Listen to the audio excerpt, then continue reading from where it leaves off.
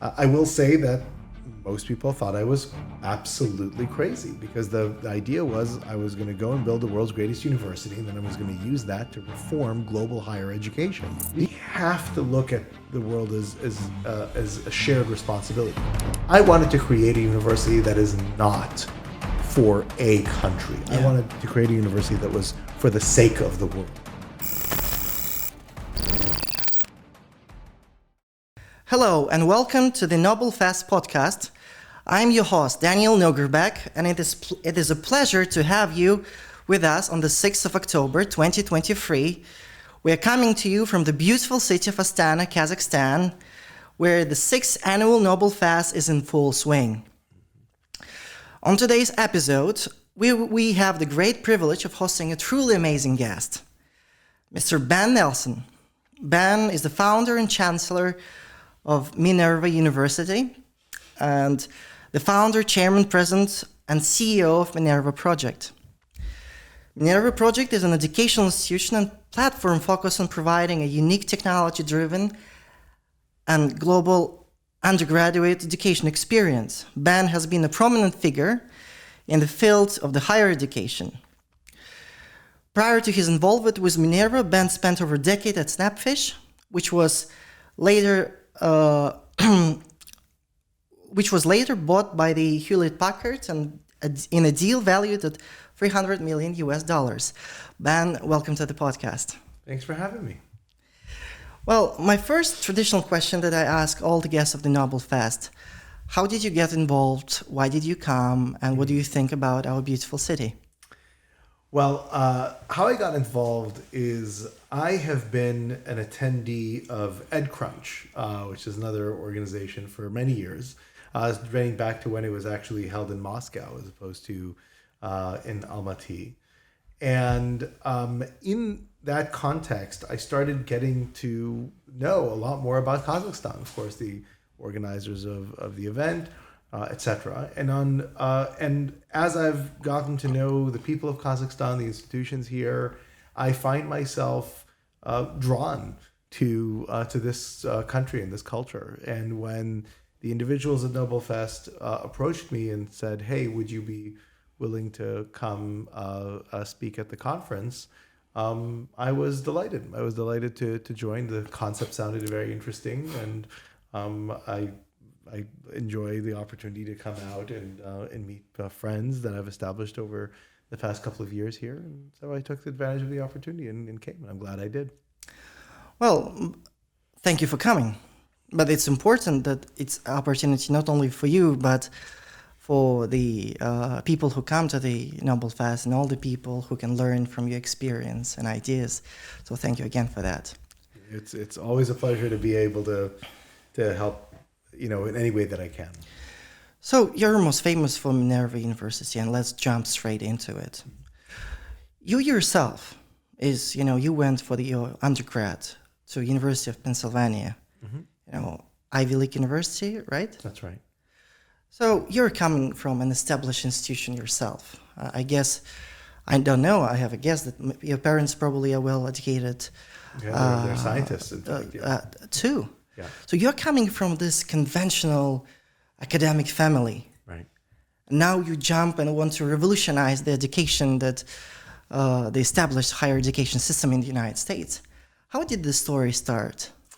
Yeah, it's an interesting genealogy, I think, because it is true. I come from an academic family. My parents are scientists. My father is a very prominent now structural biologist. He's 85 years old. He still works 6 days a week on the bench. He published 10 papers during COVID, just to give you some perspective on that. This is a great deal of productivity for any scientist, let alone somebody of his age.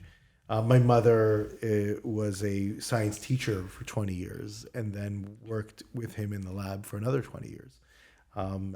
But what's, I think, perhaps most remarkable about my upbringing was that my father is actually dyslexic. Oh. And because of that, he's able to make connections and see things that normal people can't see. Yeah. And as much of a barrier that dyslexia is, and it was for him, continues to be in many ways, it is also an enormous gift. Yeah. Now, I didn't inherit that gift, but I was brought up in that environment of my father making connections, seeing things that normal people didn't see. And my mother, being an amazing educator, being able to translate and explain what it is that he saw in a way that was comprehensible to me. Yeah. And when I got to a university setting, many of the things that I took for granted as a cornerstone of education, being able to make connections from one area to another, thinking systematically, things, in fact, that I learned in my first year at a university, my first semester, in fact, were central to the ideals behind a great American university were actually non-existent. Yeah. They were completely extinct. Professors were broadly teaching whatever they wanted. And if you had a great professor that was a broad thinker, you would get that in that particular class, but you wouldn't get it across the curriculum. I think that's the problem with the higher education, isn't it? Is the fact that there are a set of incentives. That's right. That motivate professors to concentrate on research, and nobody cares about the process of education itself. In fact, it's even worse because there was, I recount, there is a story of a friend of mine whose, I think it was brother, was a professor.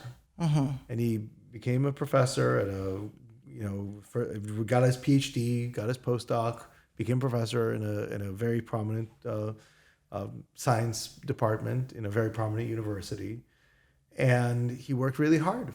And he, in his first year, got a teaching award for the work they did with the students. Yeah. And his department chair called him into his office. And he thought, hey, my first year, the department chair is calling me in, to congratulate me. And he said, the department chair says, I see you got a teaching award this year. And he said, yeah, I worked very hard at it. The department chair says, are you crazy? You're going to be labeled as a teacher. You're never going to get tenure. My Lord.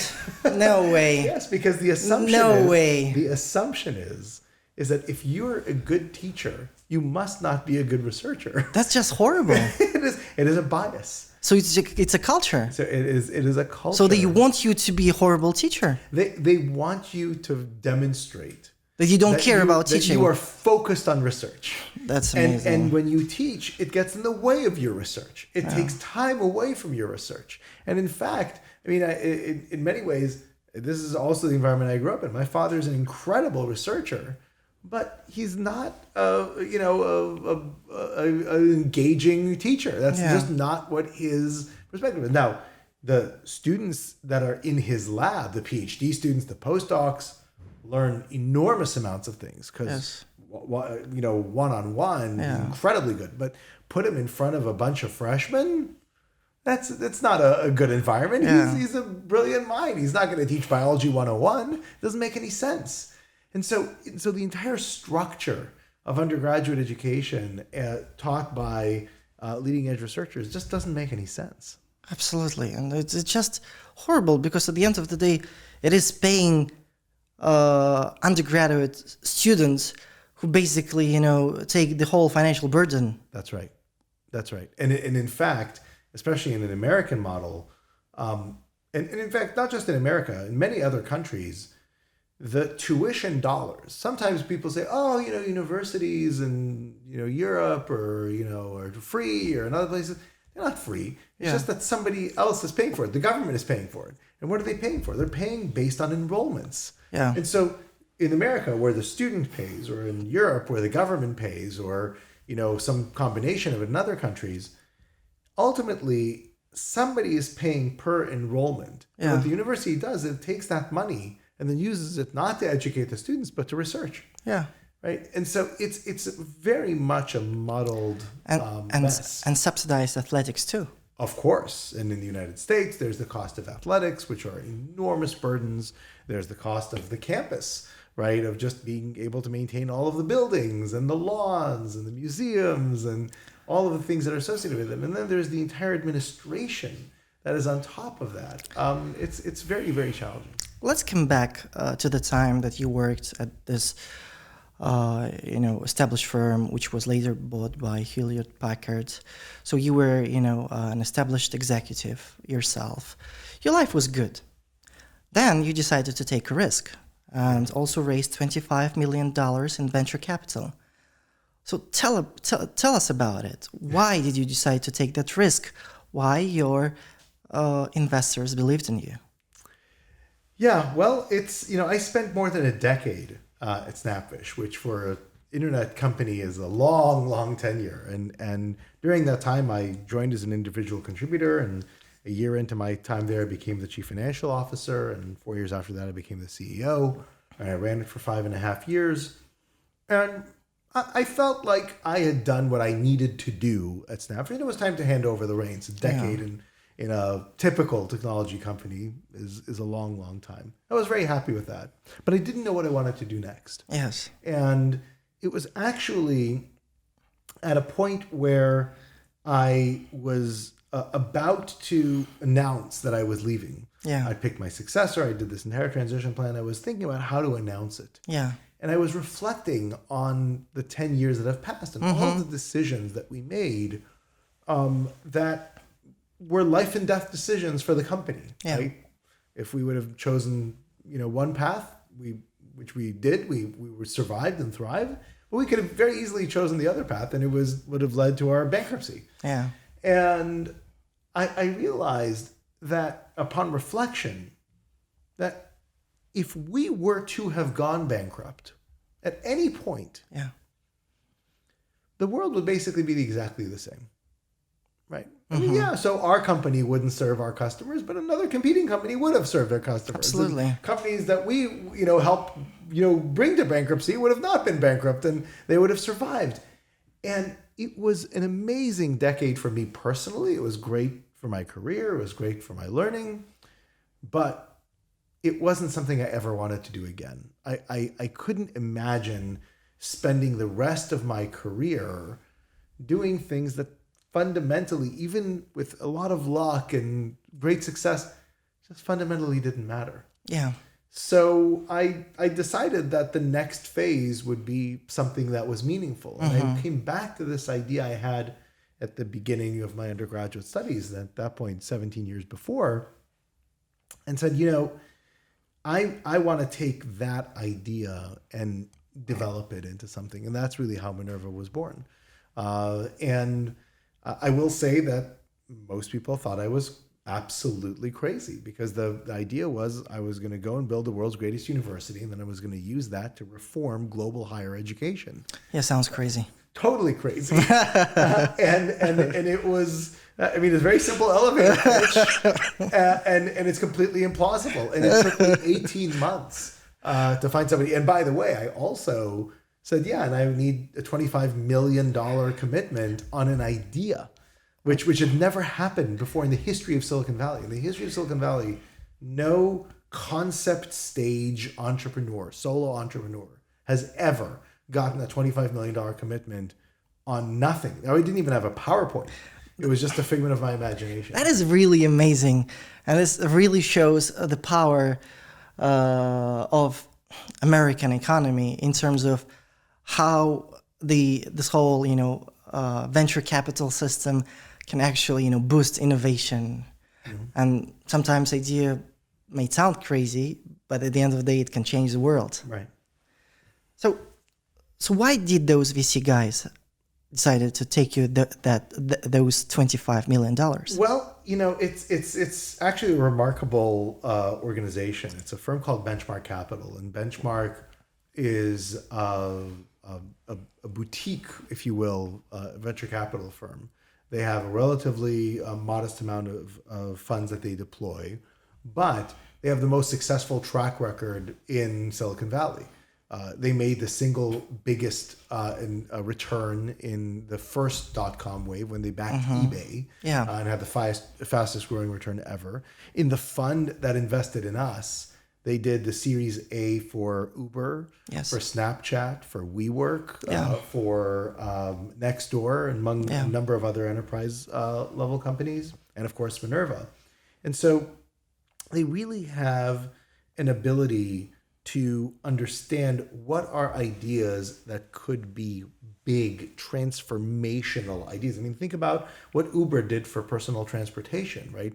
Think about what Snapchat did for social networking. I mean, there were just really fundamental changes. Even WeWork, as much as it had later on challenges, it really redefined the idea of office work, especially now in a post-COVID world. Incredibly prescient, right?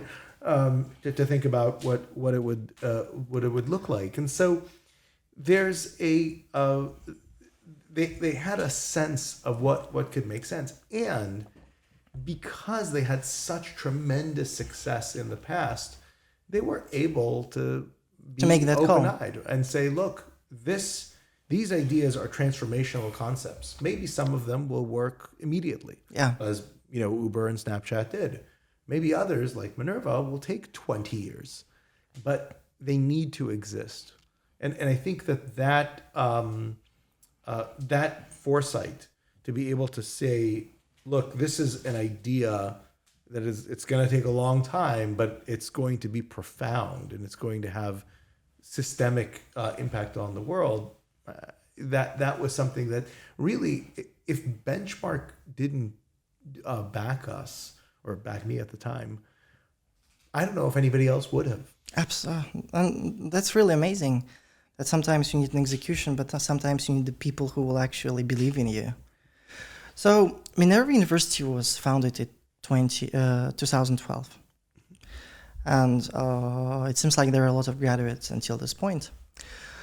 And before we will go about how successful your graduates are, what is the... can you explain to our listeners how Minerva is different from a traditional universities? Sure. So there are really four broad areas in which Minerva is fundamentally different. It's who we teach, what we teach, how we teach, and where we teach. Yes. Outside of that, everything is the same. But first and foremost, I am a humanist and a globalist. Yeah. I don't ascribe to people,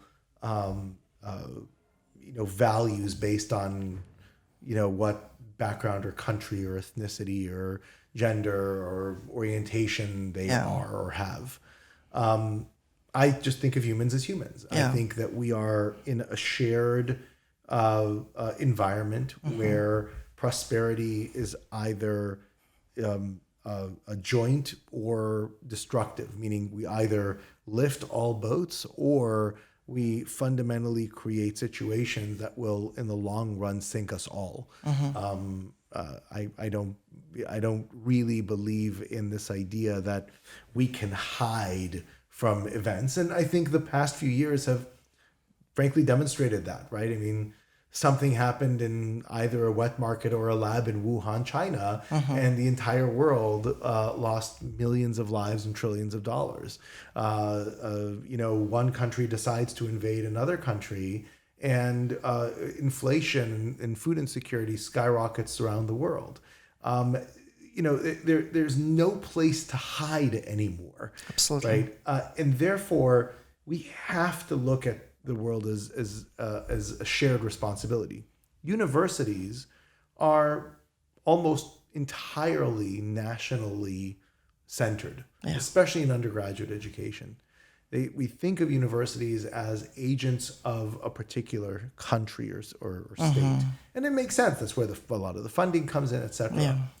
I wanted to create a university that is not for a country. I wanted to create a university that was for the sake of the world. That is actually our mission. Our mission is to nurture critical wisdom for the sake of the world, not for the sake of any part of it. Yeah. And so that meant a student body that is going to come from all over the world. And it wasn't because we picked students based on country of origin. In fact, quite the opposite. But we did go out and look for them all over the world. And so we did from day one a global advertising, global PR effort to bring in applicants and demand from all corners of the world. And that continues to this day. So that's a really important function. And we tried to find high potential individuals from all over the world. And so that was really important for us. And so, to give you some perspective, in a typical Ivy League university, 10 to 15% of the student body comes from outside the United States, and 85 to 90% comes from inside the United States. At Minerva, it's the opposite. And that's amazing, really. So I think so. So that's one big difference. The second is that when you look at the curricula of universities, students basically take a set of courses that are offered by professors. And so there really is no coherent plan for any university, especially in the United States. You can go and take a 1,000 course catalog and pick 30 courses at random and you'll get a degree. At Minerva, the curriculum is highly designed and structured. So what you learn in course number 1, you will then apply in every other course you take thereafter, and so forth and so on.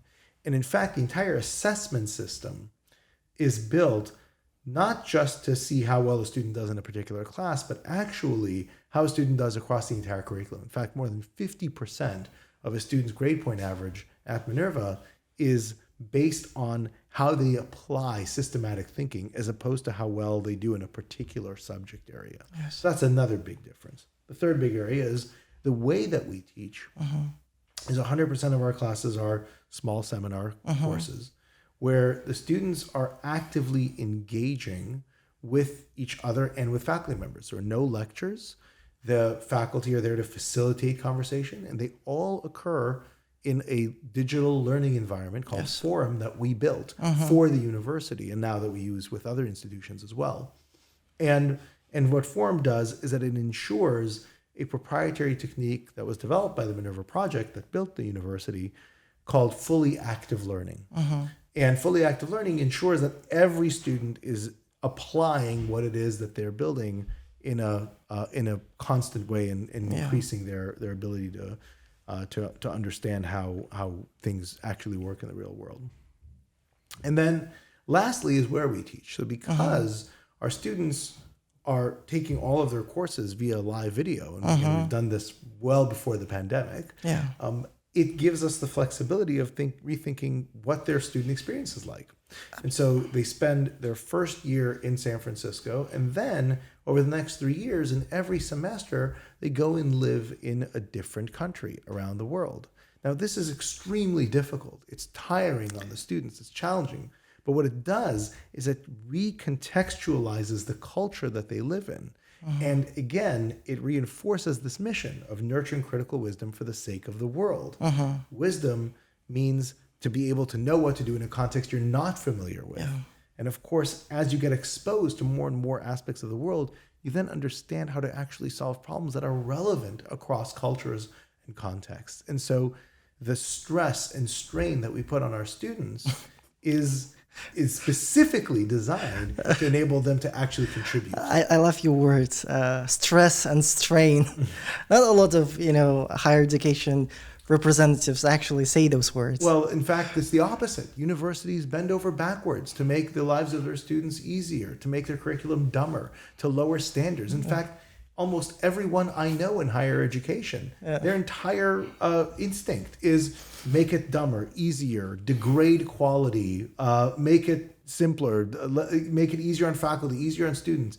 When I had a mentor, professor, when I was an undergraduate, he said there's a devil's bargain between the professor and the student because both of them are at their happiest when they do the least amount of work. Yes. Right. And what you need is an unnatural quality control to keep the degradation, the natural degradation that universities are going to be exposed to unless you really manage them in some ways, not only with an iron fist, but with the view of why it is you're doing it. Because if you think, hey, the role of the university is to give a student a degree, just go to a printer, print the degree and hand it to them. As soon as they walk on campus, just give it to them. So you know what? You have to stay around for 4 years because of accreditation reasons. I'll keep it for you in a safe deposit box. Then when you graduate, I'll give it to you. That's what other universities do, right? And what we say is, this isn't about you, the student. This is about what you are going to do for the sake of humanity, right? And so I have a responsibility, not to you, but to everybody that you will impact, right? How many universities look at their graduates who become criminals, who become, populist, rabble-rousing politicians, who cause divisions in society, who build extractive businesses, and say, oh my God, what have we done wrong? This is our fault. Yeah. No university does that, because universities have effectively no responsibility for their education. They don't care about the education of their students. That's really messed up, isn't it? Completely messed up. To me, if I see one of our graduates, which of course happens, right? Some of our graduates that go out and, they don't present themselves well and all the rest, I look and I say, oh my God, how did we screw up? Yeah. Right? It's not their fault. It's why did we let them graduate? Right? And so to me, that is a signal that we should be raising our standards, right? But most other universities will say, oh, no. Let's go and take credit for all the good ones, and let's ignore the bad ones and say we had nothing to do with them. The fact that the Minerva University students, they study across, 4, 5, 6 cities around the world. Yeah, 7. It's a really humbling experience for those students, right? Because they are forced, especially if you're an international student, you're forced not to change one city, you're forced to change 7 cities. Right. And that's exactly, promoting your agenda. They become more global based, they have more loyalty to international things and cultures and so on and so forth. And one way or another, you will use it in your work. That's right. And they as one of our founding students said, that we bring students from all over the world and we get them to study all over the world, right? Yeah. They become humanists simply because their environment makes them realize they wind up sharing a room with somebody from halfway around the world, and they see that they are more similar to one another than they are with other people from their own country. Absolutely. And it just changes their perspective on what it means to be human. Did you have Kazakh students in the past? We've had many. We still do. How much? Oh my gosh! It's a good question. We have a very large number of Kazakh students. I think we have dozens of Kazakh students at Minerva now. So how are they doing in comparison with other? This is actually, I get asked that question by every nationality, and my answer is always the same. It is that there is no definition of student success at Minerva by country of origin. It's not a relevant factor. There are, I can take any one of the Kazakh students and will find a closer analog to that particular student from a student not from Kazakhstan than from another student from Kazakhstan. It's just, these are individuals, right? And some perform extraordinarily well, some don't perform very well, and everything in between. And that's what you would expect. This is a very deep and inspiring answer, by the way. I really like it. Thank you. Because we are taught to think in categories. Right. Black, white, right. European, American, Asian, Latino, right. Middle class, upper middle class. That's how we're taught. To generalize. Well, the fact that you're trying to go the other ways is really cool. Yeah, no, I firmly believe in that the individual is vastly more powerful than the culture from which they come from. That is a factor, of course, but it's a minority factor, and again, I think it's just patently obvious, right? I mean, and actually, this is one of those things that I recognized early on as being an immigrant myself. I was born in Israel. I grew up in that environment, and when I was in Israel, I wasn't conscious of being associated with other Israelis as my people. I wasn't associated with being Jewish as even a thing. Mm-hmm. But when I moved to the United States, I all of a sudden was conscious of this concept of, I'm now no longer among Israelis, or people surrounding me are mostly not Jewish. And what does that mean? But the people back home, they were still people who I liked, I disliked, people who were intelligent, people who were very stupid, people who agreed with me politically, or later on, not necessarily when I was 10 years old, but even then I was somewhat politically aware, right? Who disagreed with me politically. These are just human beings, right? And the variance among them is so huge, right? And then I looked at my father's lab when we moved to the United States. And he had in his lab people from China, from Japan, from the United States, from Germany, from the Czech Republic, from Mexico, from Spain, from Holland, from Switzerland, and from Israel, and these were from Morocco. I'm trying to think about all of the countries where they came from, and they were so much. I mean, they were all molecular biologists, trying to do things, and they themselves had different personalities. And so it's just the country of origin that they were from. It was of course it was a factor, but it was far from a dominant factor. Yeah, that's really cool that we can unite not on the basis of our nationality, but rather on the basis of our professional or other interests. Right. All right, let's move on. How do you think artificial intelligence will influence the future of higher education? Well, I think it could be a bifurcated path. And I very much hope for one path, but there is the chance of it going the other path. So the path that I'm worried about is to double down on what universities have been doing over the last 50, 60 years, which is artificial intelligence is a wonderful tool to lower standards even further. Right? There's a great cartoon that shows a robot in a classroom teaching a group of other robots. Right? Nothing would make the professors or students happier than to outsource everything they do to artificial intelligence. So their artificial intelligence can pass the test taught by that artificial intelligence. They can go and get drunk and party, and the professors can go into the lab and, never emerge. And that would be great.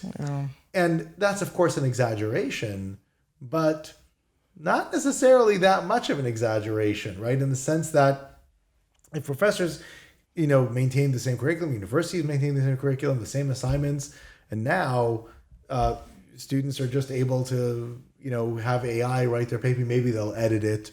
Maybe they'll, put a finishing touch on. But if that's it, you've just lowered standards even further. And the student, of course, will learn vastly less because they went and gone through the hard work. The other path, which is, of course, the path that I put Minerva on initially, is, I think, the big opportunity. And the big opportunity is that AI, it demonstrates in an incontrovertible way that the machine is able to do the assessment tasks that we use to measure students already better than the average student, right?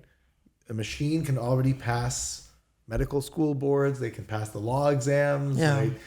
They can write essays that are assigned at most universities with relatively straightforward, B plus, A minus level work. Yes. And so why are we spending $2 trillion around the world to train humans to be worse at a task than machines are? So the real opportunity... That's actually a very good question. Yeah, it makes no sense. Yeah. Right? I mean, imagine we would be spending $2 trillion to teach you how to make what an Excel spreadsheet can make, but worse. Yeah. Right? Yeah. It's absurd.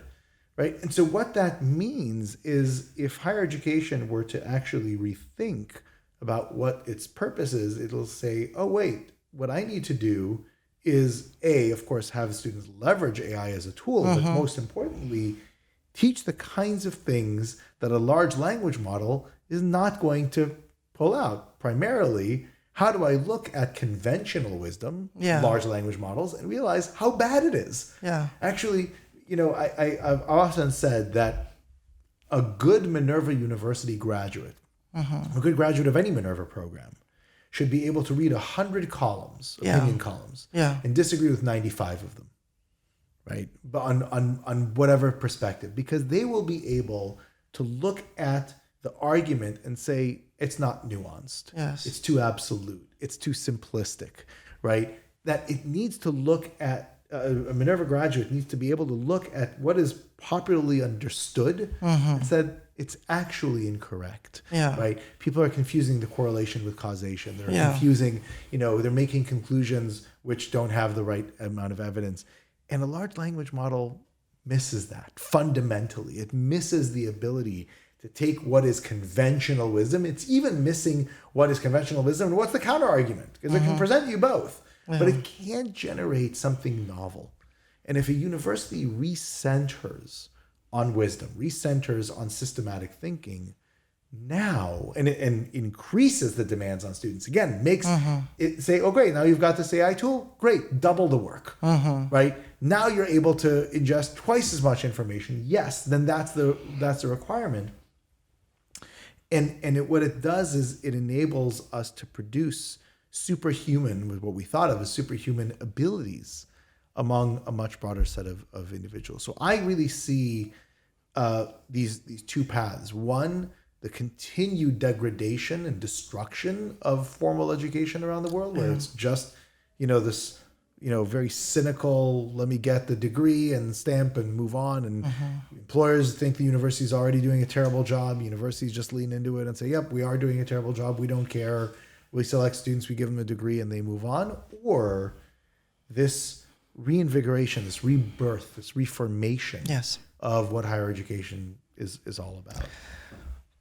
That's really, interesting. And I think the second path is a great path, because you'll actually evolve effectively as a human species. That's the goal. That's exactly the goal. So it's like a part of evolution. Do you agree?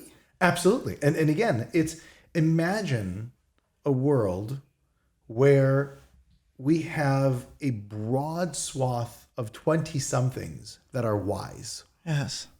Right? Imagine what that does for humanity. I mean, think about how long it takes you to acquire wisdom naturally, the decades of mistakes and problems, and then you acquire it randomly, right? People are there are very few wise people in the world, even among the old.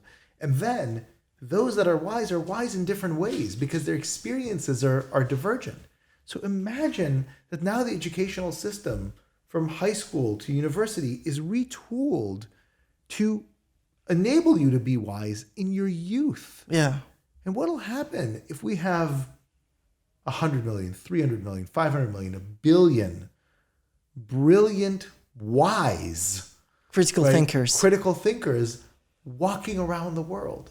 What is the impact that is going to have on humanity as a whole? I think it can be transformative, but it requires systematic secondary and post-secondary education reforms. All right, I think our time is running out.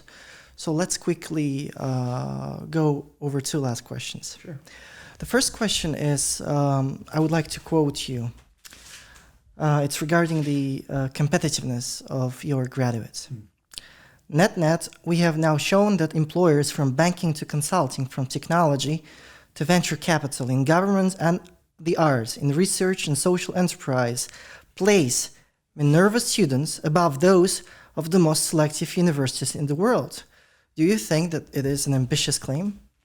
Well, it's certainly ambitious, but the data proves it out, right? That if you actually look at where Minerva University's students land after graduation, and then if you look at, even though we don't have as much data there about the trajectory of their careers thereafter, though we're starting to get decent data, as our first graduates graduated 4.5 years ago already, the places and types of employments that our students can get are significantly more attractive by and large, not for all of our graduates by any stretch of the imagination, but for a large chunk of them, in fact, a majority of our students, they do place above where an Ivy League graduate will placed. Yeah. And so when we can demonstrate that a majority of our outcomes, are outpacing the outcomes of the Ivy League, then you have a pretty definitive demonstration. And by the way, that is despite Minerva not being nearly as well known as Ivy League universities, despite not having the alumni network, obviously, of other universities. So it is, and despite the fact that our students coming into Minerva are significantly less well-to-do, less well-connected than those coming into an Ivy League university. And so with all of those hindrances, the fact that we're able to demonstrate those kinds of results is even that much more remarkable. And it is all attributed to only one thing, their education. Yeah. It's the only thing that is different.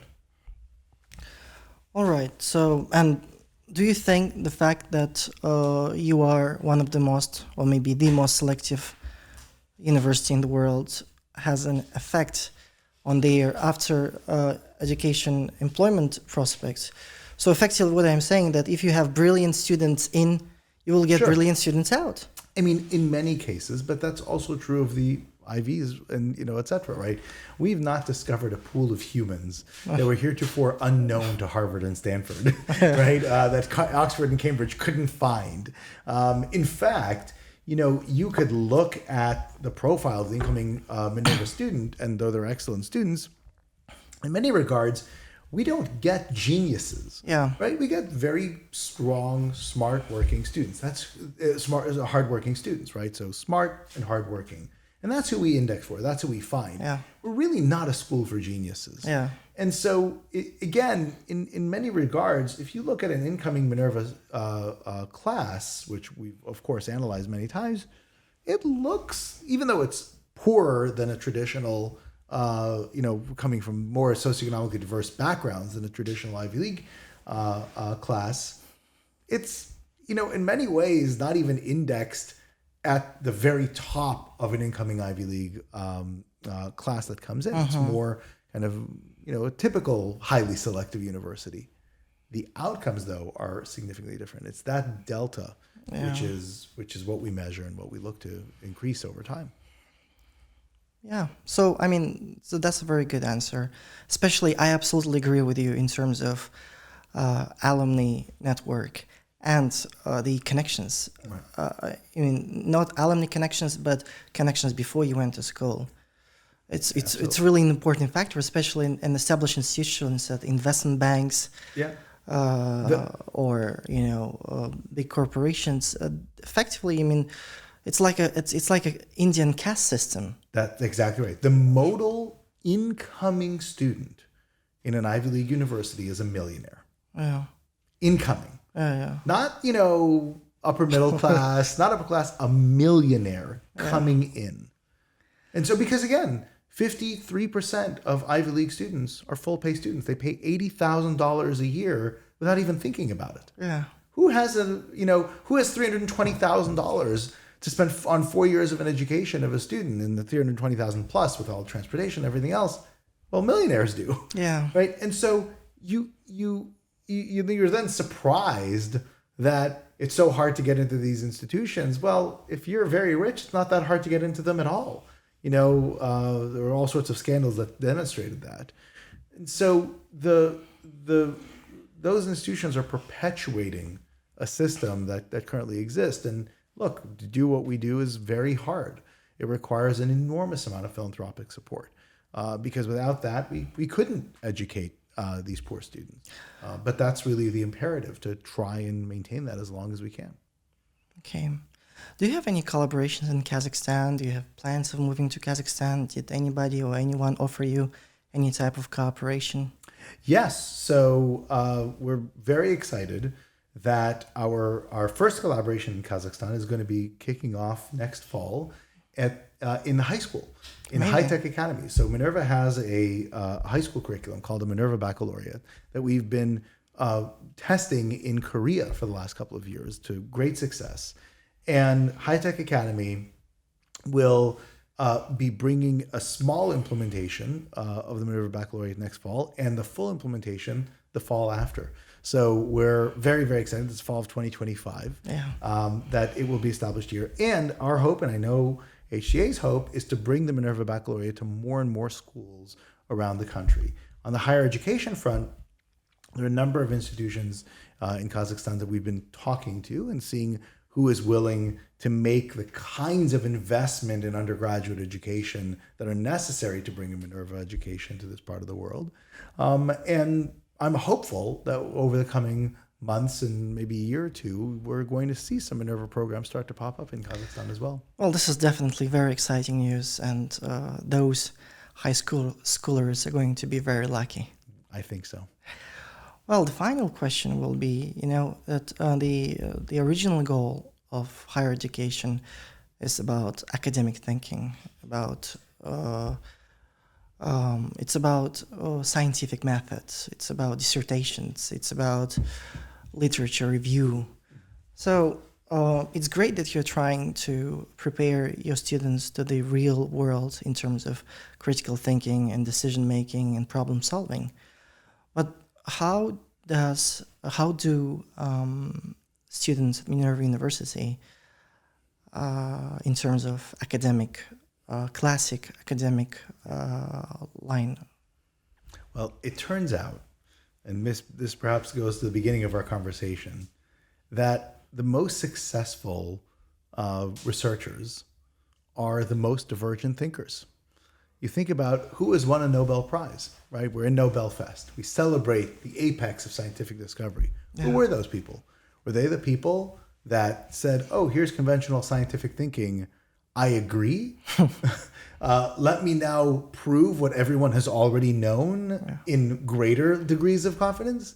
The exact opposite.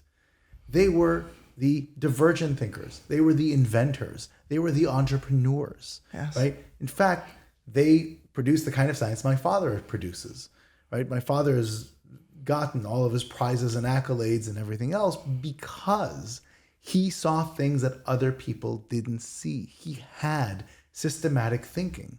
And so when you look at our students' graduate school placements, just like you see them in jobs, just like you see in entrepreneurship, they index through the roof, right? The majority of our students that look for postgraduate positions at Harvard get accepted into those postgraduate positions at Harvard. That's impressive. Right? It's astonishing. Yeah. Harvard undergraduates don't have that track record at their own institution, right? And so the reality is that the same systematic capacities that are actually relevant in the workplace, that are relevant in entrepreneurship, they're just as relevant in academia as well. Well, this has been a truly amazing time for me. Thank you so much for coming to Kazakhstan to Nobel Fest. I hope to see you next year at the Nobel Fest, and thank you. Look forward to it. Thank you for having me. Yeah, me too.